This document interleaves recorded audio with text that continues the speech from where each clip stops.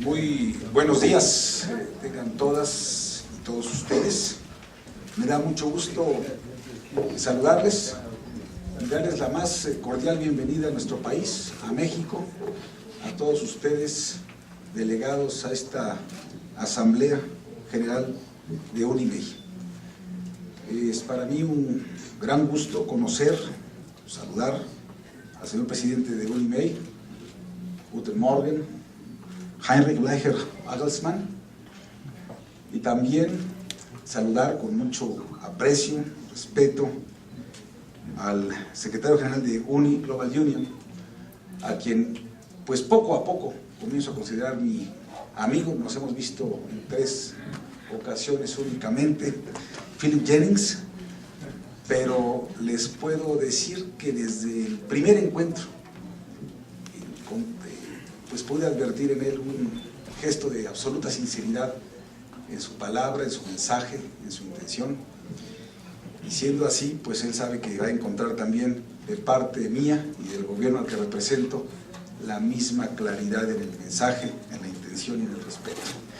Saludo con mucho aprecio a mi amigo, a Patricio Flores Sandoval, secretario general de Citatir, y un gran líder sindical que ha sido legislador, que es un hombre informado, enterado, que defiende bien los derechos de los trabajadores, integrante de la Confederación de Trabajadores de México, y que sabe defender a su industria, como lo acabamos de escuchar en su mensaje. Junto con él también saludo a mi amiga Marcela Fernández Violante, que pues como ella misma lo ha dicho, es representante de trabajadores de la industria cinematográfica. A doña Rebeca Mercado, que viene en lugar de Thomas Bissing, de la Organización Internacional del Trabajo. A mi amigo Salvador Medina, con quien pues tenemos la dicha de compartir la delegación tripartita mexicana en la Organización Internacional del Trabajo y en otros asuntos, como es precisamente el grupo laboral del G20, donde participan tanto él como Philip y otros más. Matt Loeb, también los saludo, Johannes Studinger, a todos ustedes de los medios de comunicación, muy buenos días. Quiero, en primer lugar, y lo digo no como un formalismo, sino como un gesto de sinceridad, quiero expresarles mi respeto a ustedes y a sus organizaciones, a lo que representan y por lo que luchan. Porque estos sindicatos y sus compañeros en todos estos países, hoy aquí dignamente representados, tienen una causa común. Es una causa común que aquí en México compartimos. La compartimos de muchas maneras. Quizás sea pertinente decirles que mi background, mis antecedentes, pues vienen precisamente del sector de las telecomunicaciones. Tuve la fortuna de ser subsecretario de Comunicaciones 2 gobiernos atrás. Fui presidente de la Comisión Federal de Telecomunicaciones. Fui subsecretario de Gobernación, que es como el Ministerio del Interior, también en el área precisamente de comunicación social gubernamental. Y tuve durante 6 años un desempeño en el sector privado, con mi propia firma como académico, en todo el sector de las telecomunicaciones. Es pues un sector que conozco, que aprecio, que dimensiono su importancia y su relevancia para el desarrollo social, económico, cultural y político de nuestro país y en general en el mundo.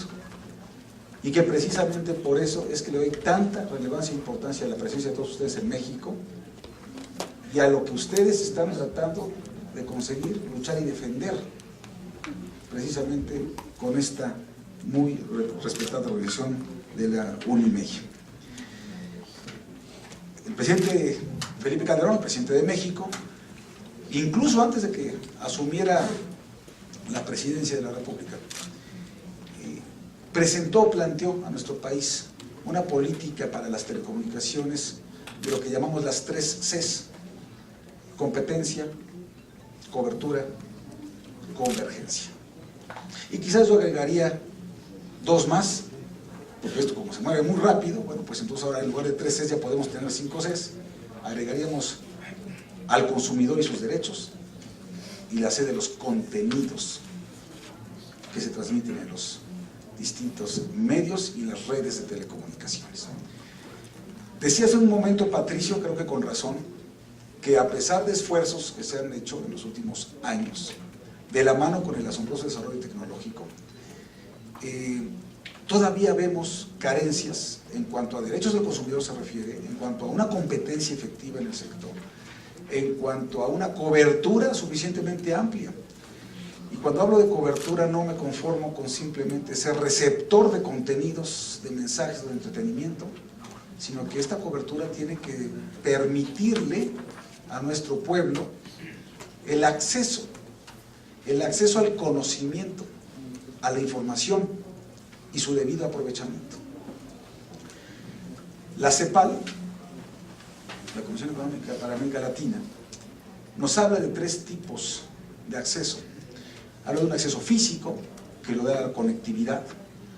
Habla de un acceso económico, que lo da la capacidad que tienen las personas para poder tener acceso a los medios y a las redes.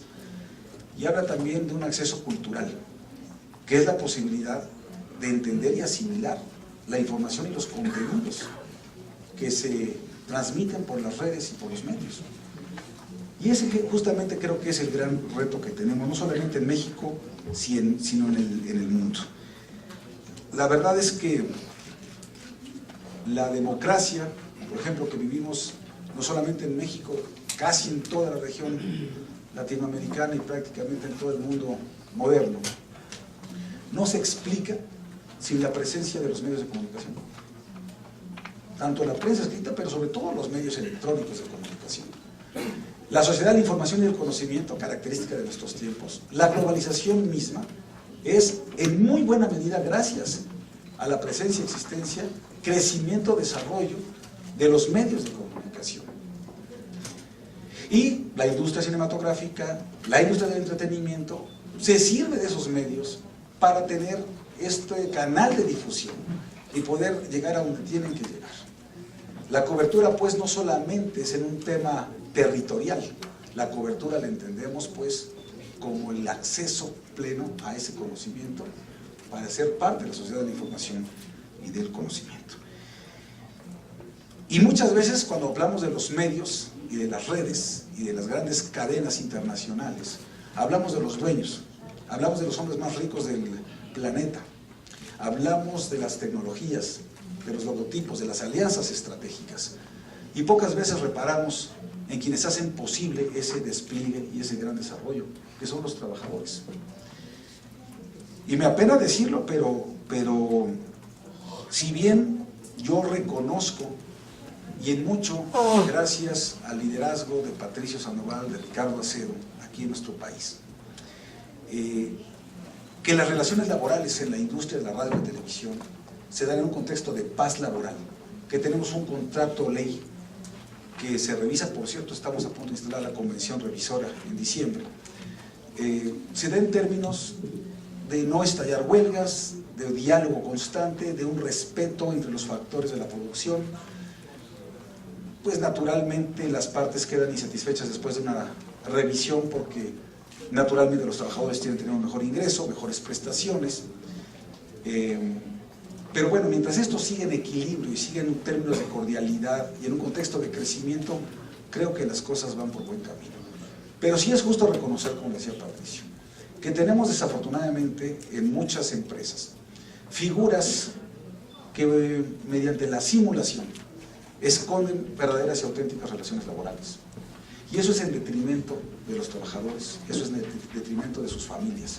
Porque lo que pasa en una situación de esa naturaleza es que al tiempo de esconder una verdadera relación jurídico-laboral, están excluyendo al trabajador y a sus familias de la seguridad social, de la previsión social con todo lo que ello implica, ¿verdad?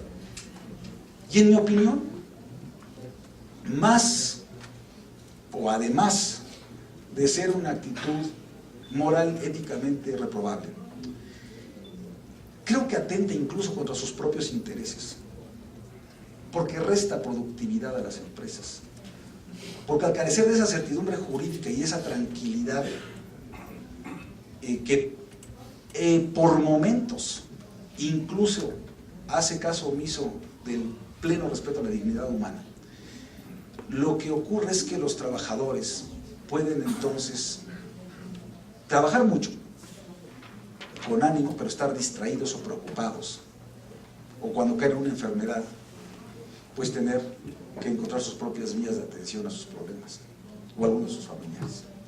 De tal manera que yo sí creo que, si bien aquí lo hemos visto, el crecimiento ha sido muy grande en los últimos tiempos en la industria de radio, televisión, cinematografía inclusive, producción, y lo vemos en el número de nuevos empleos que se registran ante el Instituto Mexicano de Seguro Social.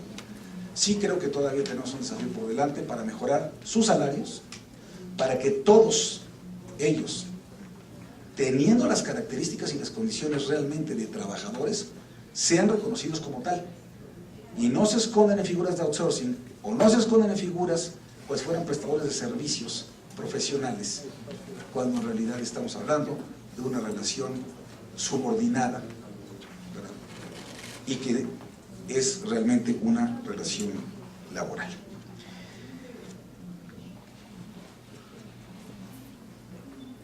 Quiero también hacer una expresión de solidaridad con quienes trabajan en los medios de comunicación, por las amenazas, en muchas ocasiones amenazas cumplidas, que se convierten en ataques cobardes a las personas, a los reporteros, a los periodistas, a los directores de medios, y que más que una intención de venganza personal, son verdaderos atentados a la libertad de expresión. En México lo reprobamos, lo digo muy sinceramente, reprobamos esas cobardes actividades, esa forma tan vil de tratar de callar las voces, esa forma tan brutal de asumir el control de lo que no les pertenece, como lo están pretendiendo hacer también con el ejercicio de la fuerza pública, con el control de plazas, con el cobro de derecho de piso, con la extorsión, con la amenaza constante. Y se llama crimen organizado porque están debidamente organizados, con objetivos ilícitos, aberrantes, pero con una fuerza que, sin el menor escrúpulo, busca intimidar a nuestra sociedad, busca amenazar a nuestra gente, busca desafiar constantemente a los tres órdenes de gobierno, y con ello terminar por apoderarse de lo que no es suyo, de lo que por democracia nos hemos ganado, ¿sí?, la sociedad, los ciudadanos, y que son nuestras instituciones, nuestras ciudades, el respeto a nuestro patrimonio, a nuestras familias. Y en ese orden de ideas quiero decirles que el presidente, que ustedes aquí en México, los representantes de los medios de comunicación, no están solos, y que lamentamos y reprobamos esas amenazas y esa intimidación, pero que no podemos ni vencernos ni replegarnos, porque es precisamente lo que ellos están buscando. Yo estoy convencido que somos muchos más, no solamente los mexicanos de buena fe, en general en el mundo, quienes apreciamos la libertad de expresión, la libertad de prensa, quienes apreciamos precisamente todo este despliegue que ha habido de los medios y las redes y de las nuevas redes sociales, ¿sí? Y que, bueno, yo lo he dicho, ayer justamente lo escribía en un artículo para el periódico El Universal, en razón de lo que considero una absurda demanda en contra del presidente de la República ante la Corte Penal Internacional, precisamente por hacer su trabajo y por defender la seguridad pública y la seguridad nacional de nuestro país, de nuestra sociedad, de nuestras familias, de nuestra gente, y que en respuesta, en lugar del respaldo que sin regateos debiera darle también la sociedad y el pueblo mexicano, e intelectuales y juristas, no solamente viene el regateo, sino viene la revancha. Yo lo único que pido único que creo que estamos legitimados para pedir es que, si bien como nunca antes en este país, se puede respirar y practicar una libertad de expresión, de prensa, derechos fundamentales, una Comisión Nacional de los Derechos Humanos totalmente autónoma e independiente del gobierno, un Poder Judicial de la Federación completamente independiente del gobierno, medios de comunicación libres, que escriben, que transmiten contenidos en radio y televisión todos los días. Yo lo único que creo es que ser titular de los medios de comunicación, utilizar los medios de comunicación todos los días, conectarse con la sociedad, entrar a los hogares de la gente, implica una gran responsabilidad. Y pareciera que esto es una cuestión meramente de, al tiempo de respetar derechos y libertades, también esperar que esos derechos y libertades se ejerzan pues con un sentido de responsabilidad, porque es muy poderoso, es muy potente lo que se puede hacer desde un medio de comunicación, la influencia que puede tener y que tiene realmente en el ánimo de la gente, en su toma de decisiones, en sus perspectivas de futuro, en sus expectativas. Y por eso yo creo que así como gobiernos, así como los maestros en el aula, así los medios de comunicación también tienen esa responsabilidad, pero sobre todo quienes, sin estar en los medios de comunicación, se sirven de los medios de comunicación con fines torcidos, utilizando esos medios, o incluso ahora pues las redes sociales, que tienen un despliegue asombroso en México. Yo no creo, francamente, como algunos lo están intentando, que se tienen que tipificar delitos por usar redes sociales, pero sí creo que se tienen que usar con un alto sentido de responsabilidad. Por otro lado, sí quiero decirles también que, y con Philip platicábamos en el primer encuentro que tuvimos y después nos volvimos a ver en Cannes, en Francia, con razón del G20,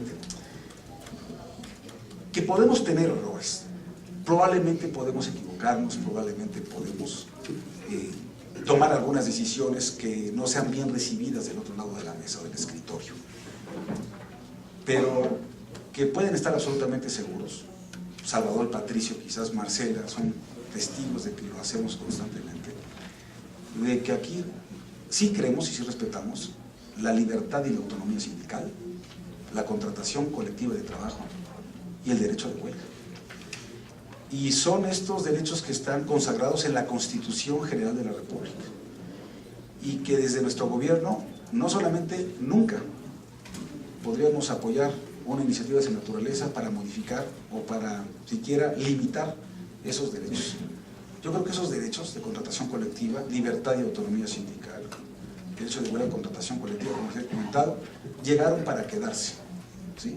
Y que debemos ser capaces de armonizar otros valores junto con estos derechos. Pero sí, ciertamente debemos también todos, autoridades, trabajadores, sindicatos, empresarios, empleadores, todos tenemos una obligación, que es respetar las leyes que nos rigen a todos por igual. Decía hace un momento Patricio que pues hay una preocupación naturalmente por la tasa de desocupación en México, que no ha podido regresar a niveles como teníamos anteriores a la crisis. Bajamos en octubre a 5%, de 5.7 en septiembre a 5% en octubre nuestra tasa de desocupación. Creo que es de las 7 más bajas dentro de los países de la OCDE. Y a todas luces no nos parece suficiente ni satisfactorio. Pero tenemos un problema muy serio. Tenemos problema de una alta tasa de desocupación, pero no solamente en México, en el mundo, ¿sí? Y tenemos también un problema de informalidad y de bajos salarios. En México somos el país donde más horas hombres se trabaja al día. Dentro de los países de la OCDE son 10 horas diarias, pero 4 de ellas no están remuneradas, no se pagan. Y es un problema de productividad, ¿sí? Entonces, todo eso es, al tiempo de conocerlo, estamos creando en este momento 760,000 empleos más o menos, números redondos, en el año, en 2011. En un contexto de esa aceleración y de incertidumbre como se vive en Estados Unidos y en Europa, pareciera que es una buena noticia, y sin embargo no es suficiente. Y soy el primero en reconocer que lo que tenemos no es suficiente ni satisfactorio. Pero por eso yo he insistido, y sigo insistiendo muchas veces, y permítame poner mi comercial, en la reforma laboral. La reforma laboral, que es, si bien no la panacea, si bien no la solución de todos nuestros problemas, sí ciertamente nos podría facilitar el que más jóvenes sean contratados por primera vez, porque tenemos un círculo vicioso. Al joven no se le contrata porque carece de experiencia, pero no tiene experiencia porque nadie le da su oportunidad de primer empleo. Y eso lo que significa es que la tasa de desocupación de los jóvenes es prácticamente del doble de la población económicamente activa. ¿Sí? La productividad no se premia. Hay una gran inequidad entre mujeres y hombres. Los grupos vulnerables están totalmente olvidados de nuestra legislación. Las personas con discapacidad, por ejemplo, las personas con VIH-Sida. Nuestra justicia laboral pueden tardar hasta 50 meses los juicios de trabajo en el tribunal laboral, y durante todo ese tiempo se acumulan salarios caídos. Lo que hace es que los incentivos están al revés. Entonces la gente, por eso, o los empleadores, cuando en México 3 de cada 4 empleos los crean las micro, pequeñas y medianas empresas, lo que termina por pasar es que prefieren contratar por fuera y vienen las figuras de simulación como el outsourcing y demás, porque así no asumen el pasivo laboral de una auténtica relación laboral. Eso es lo que ocurre, y esa es precisamente nuestra insistencia, porque nosotros estamos convencidos de que podemos armonizar perfectamente competitividad de la economía para hacer más atractivos a las inversiones y crear empleos, productividad de las relaciones laborales, pero con pleno respeto al trabajo decente, que es uno de los grandes propósitos que tenemos como miembros de la Organización Internacional del Trabajo. Yo no creo en esas políticas económicas en las que para ser más productivos o para generar más riqueza hay que aplastar los derechos de los trabajadores. Yo creo que es precisamente con base en los derechos de los trabajadores como se tiene que ser más competitivo y más productivo como sociedad. Señoras y señores, termino mi mensaje como comencé, dándoles de verdad la más cordial bienvenida. Consideramos a todos sus países y a todos sus pueblos como hermanos de México. Como decía Marcela hace un momento, lamentamos mucho el frío que estamos sintiendo. Espero que antes de que ustedes regresen a casa tengamos mejores condiciones para que puedan caminar nuestra ciudad y para que puedan también saborear nuestra comida mexicana, que por cierto es un patrimonio inmaterial cultural de la humanidad según la UNESCO.